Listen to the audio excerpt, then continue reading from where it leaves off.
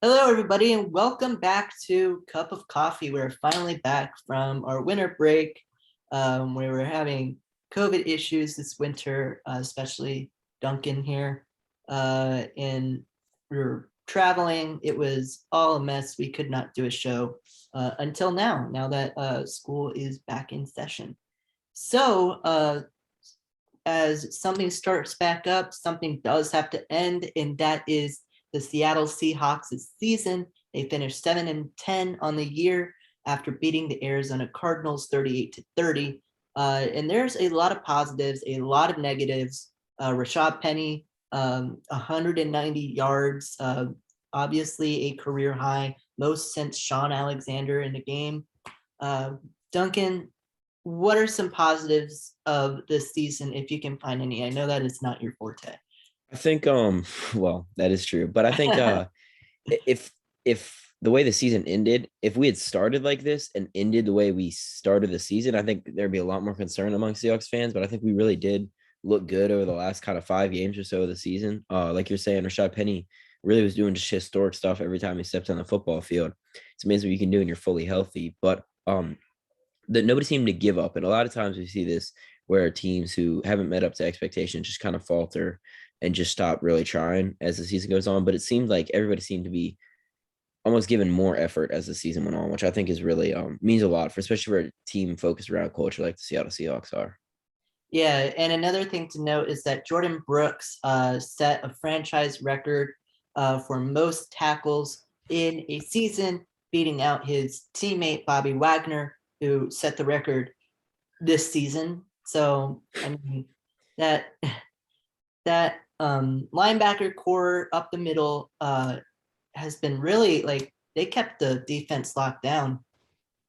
I mean, yeah, basically. I mean, I know you and me, especially when Jordan Brooks is drafted, we're not huge fans of the pick, but he definitely is playing better. He obviously still has his moments where you're like, he had the one missed tackle in the red zone. You're just like, come on, man, you're an NFL player. But then he'll just shut dudes down and pick up whatever it was, 20 something tackles in a game. And you're like, okay, I can kind of see why they took this dude where they did. Yeah, and I think where the Seahawks were best was other than the middle linebacker and linebacker position was the safety position. Even though Jamal Adams got hurt, Ryan Neal I think fit great at that strong safety position, and of course Quandre Diggs had an incredible season up until, of course, he had his ankle injury in last week's Cardinals game. Do you think the Seahawks will re-sign him, or do you think they're going to let him go? Because it sounds like So he does want to be back. I think they definitely should re-sign him. I'm not quite sure what they're gonna do. There's a lot of big decisions that this team is gonna have to make this offseason. I think other teams are gonna be hesitant to give him a deal, so I think we kind of naturally have the leg up just because we've seen him play and he wants to be here, obviously. So ultimately, I think a deal will get done, but I wouldn't bet on it today if I had to. I would bet more on Rashad Penny signing back than Quandre Diggs signing back. If I think that's really interesting because the way I see it is with the money we have, you can't be afford to pay Rashad Penny what he's going to get and Chris Carson at the same time. So I think one Mhm. of those two guys will not be on the roster on day one. Well, I think most likely Chris Carson is going to be the one who will get traded because one, he's older, and two, he's been more injury prone the last couple of years. Not saying Rashad Penny hasn't, but was on the field more than Chris Carson was. I mean, Alex Collins filled in fine, but it was nothing like what those two can do. Um, It and wouldn't surprise me with the sorry, I didn't mean to interrupt you, but with his neck injury, if he just decides to call it quits and knows he realistically isn't going to be able to play at his top shape ever again, doesn't want to get hurt any more than he already is. That's true. My co-host for Best of the West, the other podcast that I do, specifically on the NFC West, my co-host Kenji proposed a trade, and I don't know if you'll agree with this, Duncan. Chris Carson and a pick for Xavier Howard and a pick to the Dolphins because Miles Gaskin is not a number one running back in his eyes. What do you think about that? I think for the Seahawks, that's a good move. Dolphins, I'm not sure that that really makes sense for them because honestly, any given day, I take Miles Gaskin over Chris Carson just personally based on everything we've seen with injuries and whatnot. I mean, if they want to give us Xavier Howard and a pick, by all means, we'll trade you Chris Carson in whatever round you want. But I don't. I like the idea. I think that's a trade Seattle should target is getting another secondary piece, specifically corner. At least try to get something for Chris Carson if you know that he's never going to have the same role that he once did. Exactly. And now let's move over to Portland uh, for the Trailblazers. They are still struggling without Damian Lillard. They were absolutely yesterday just got rocked against the Denver Nuggets.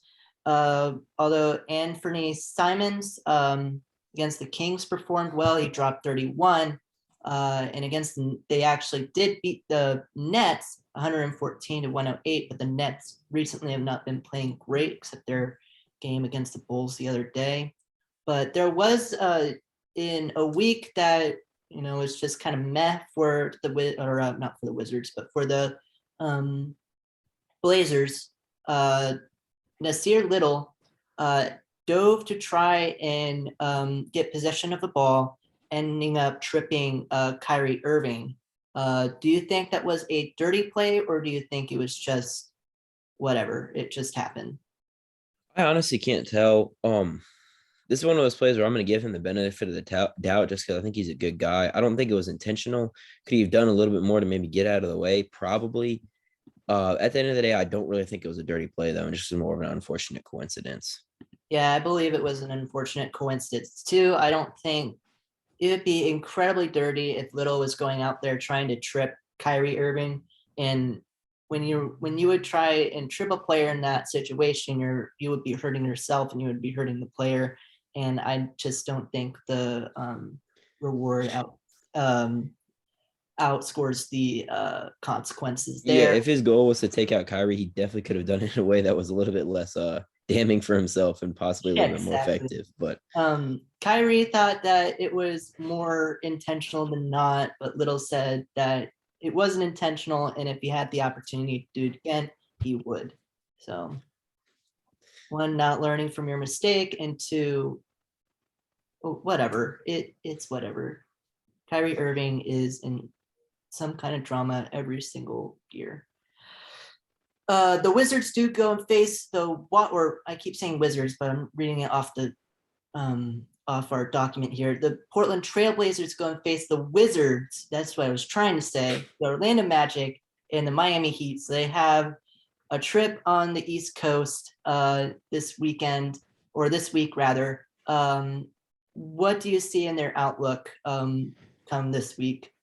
this is a team that's really kind of we had questions about what direction they were going to go towards the beginning of the season. And the last time since we've recorded, we've really kind of seen what direction they're going to take. I think this is kind of a lost year for them.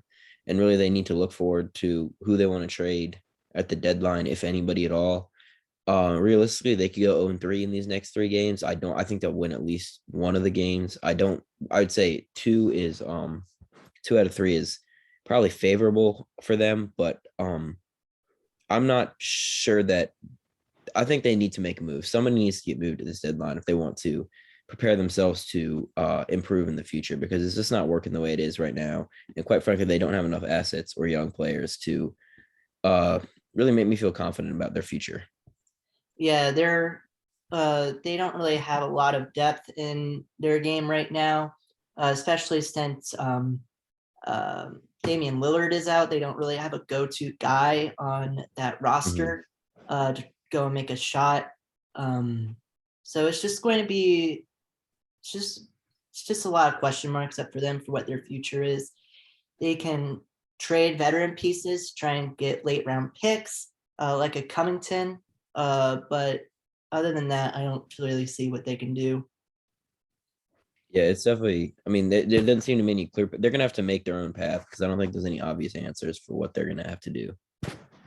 But speaking of Portland, we're going to go to the baseball side of things. The Portland Pickles stirred up social media the past couple of days when their mascot was going to do a social media takeover, I say in quotation marks, and he posted a picture exposing his mascot private parts per se. I'm sorry, it is just. It's hard to get through with a straight face on. It's hard to get through with a straight face, especially since I'm looking at the photo right now. And in their previous post that they did to introduce the mascot takeover, a mascot whose name is Dylan is holding what looks to be a dead chicken. I mean, it's genius social media marketing. Like I know it. Like, of course, like dick jokes are like I'm still a teenage boy apparently when it comes to my humor. But like you can look in the replies and all the people who don't approve are like 40-year-old plus women, and you could see why. Like, but like, come on, it's just a mascot. Like, Yeah, in our world of current climate, whatever you want to say, it's definitely tenuous. I think it's good to have something like this where everybody can just kind of sit back and laugh at it and wonder what the hell we're doing here. especially with the MLB lockout going the way it is, it's good to see some baseball content that can make me laugh, even if it's not MLB content. So Imagine traveling back to 1905 and telling somebody at any point in the future that this would be the biggest baseball story in the world. And you'd only be partly wrong. Anyway, but let's go into actual sports news, or I should say, news that isn't as exciting. Oregon basketball, in college basketball, Oregon had a great week this week. They beat their in-state rivals, Oregon State University. Jacob Young went off this week. Not only did he drop 16 against Oregon State in the game versus UCLA in LA, I should say, they beat them in overtime, 84-81, and Jacob Young scored a career high 23 points, or season high 23 points. And Oregon just shot better across all fields when it came to 3-point, twos, and from the free throw line. So Duncan, what do you think about Oregon this week, just showing up and getting into a position where they are trying to make their case for March? Yeah, they're on a 4-game win streak right now. Obviously, knocked off the number 3 team in the country.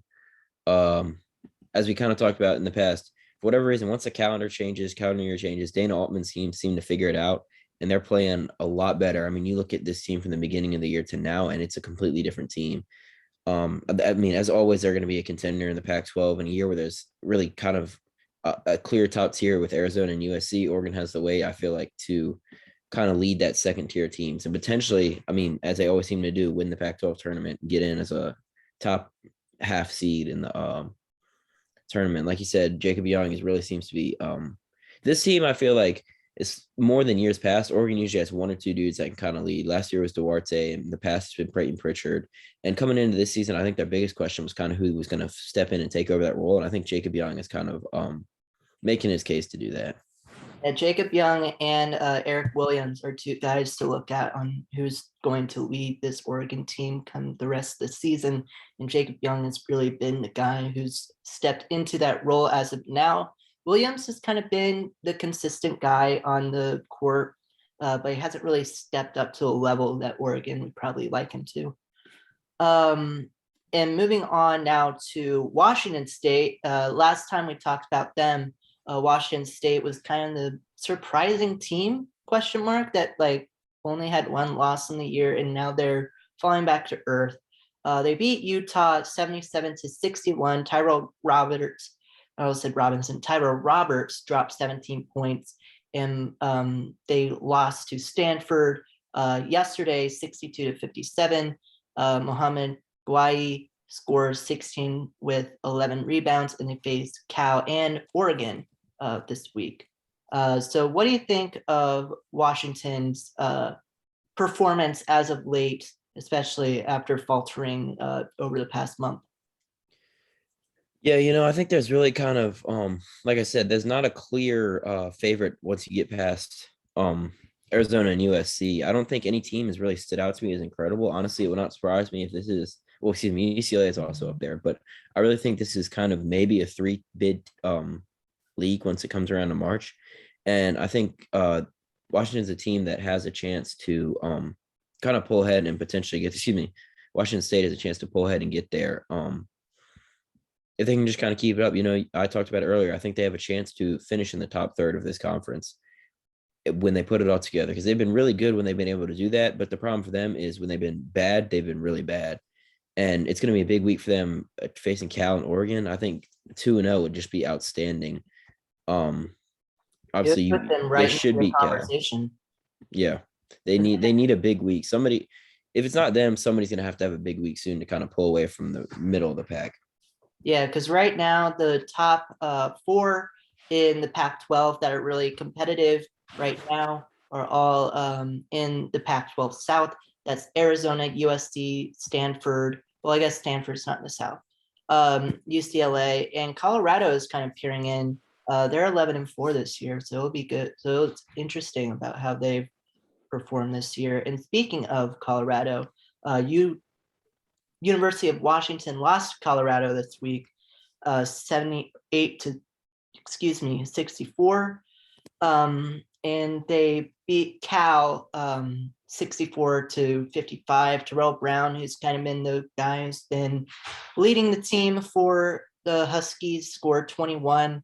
Nate Roberts had a double-double in that game, 12 rebounds and 10 points. They face Stanford and Oregon State this week. What is the outlook for the Washington Huskies for the rest of this week? This is, they've got a couple of tough games ahead of them. I think Stanford's probably a pretty solid team, kind of up there with Oregon. Oregon State obviously has kind of not lived up to expectations by a lot of means. I still don't feel confident from what I've seen from Washington this year that they have the ability to make the tournament. I would probably take, there's quite a few teams I would take over them in the Pac-12, but I think winning one of these two games upcoming this week is realistic. And for now, they just need to focus on rebuilding the program and getting the culture right again. Yeah, because Washington used to be a very good men's basketball school. They have a good women's team. It just seems like they just haven't been figuring it out. They'll be a very good team, and then they'll just lose to a Division II school, and it's just, which one is it? Very similar to their football team. Yes. And moving on to another team that's kind of just not been very good. Oregon State University, of course, lost to Oregon. We just talked about that. And they lost to number 5 USC 81 to 71. Jared Lucas dropped 27 on USC. In Oregon State shot better from the field and from three against USC, but the difference was the free throws. USC made 10 more free throws than OSU, and it was the deciding factor. They faced UCLA and Washington this week. What is the outlook for Oregon State other than just they are not good? I think you kind of said it perfectly there. I don't expect them honestly to win either of these games. You see flashes though. Obviously, losing by only 10 to the 5th ranked team in the country, that's not, a lot of teams would love to do that. And clearly there's still some flashes of potential they showed last year in the NCAA tournament. I think they just got to kind of find their way again. It might be too late this season, just because they're already sitting towards the bottom of the standings. Granted, we're only 5 games in, whatever it is, but I think they have a long ways to go. And I think last year really was just a kind of flash in the pan more than a sign of consistent success. Yeah, because they're still a generally young team for a college basketball team, and it's just going to take a while for them to figure it out. I would expect them to be better next season than this season, but who knows? I don't have a crystal ball. But moving on, from college basketball over to the NHL, there's not much to talk about the NHL because Seattle Kraken are losing. They've lost. They're currently on a losing streak right now, including dropping one to the Colorado Avalanche 4-3 in Philip Grubauer's homecoming to Colorado. And even though he did save 31 shots, but he did allow 4 goals. Kraken lost to the Stars 5-2 in just a waste game. And the Kraken just gave up their 1-point lead to the Blues. They lost 2-1 with those 2 scores coming in the third period. Jared McCann has kind of been the guy who's just performed well this week. He had 2 points against the Stars and another 2 against the Colorado Avalanche. And good news for the Kraken is that Jordan Eberle will represent Seattle in the NHL All-Star Game in February. And now going up north, the Canucks lost to the Panthers 5-2. Brad Hunt scored 2 points in that game, but it's the Panthers. They're very good. Canucks lost to the Lightning, who are also very good. Matthew Highmore and Tyler Mott with 2 points each. And for the Vancouver Canucks, their goalie Thatcher Demko will represent them in the All-Star game. For the West, the captain that was named was, of course, Connor McDavid, who is looking to be MVP this week. For upcoming games, for the Seattle Kraken, they face the LA Kings tomorrow, and then they face the Blackhawks and the Sharks. I can see them winning against the Kings or the Blackhawks, but I don't see them winning both. And the Sharks, I think they're going to lose. And it's not surprising. Seattle is acting like a expansion team as they are. And for the Vancouver Canucks, they will go and face the Carolina. They have a tough schedule as they face the Carolina Hurricanes in Carolina, the Washington Capitals in DC, and Nashville Predators in Nashville. So those are all 3 really tough teams to face. The Predators are probably the most likely team they can beat, but I would be surprised if they win any of these games. So yeah, that is the rundown of the NHL right now. And now we move on to the first time talking about the WNBA as the Seattle Storm veteran Sue Bird is returning for a 19th season. She will be 41 entering this WNBA season. Do you think this is going to be last dance for Sue Bird, or do you think she's going to perform well this year and then come back for a 20th? I imagine this will be. I've been reading some articles about when she announced her comeback. I think this will probably be her last year.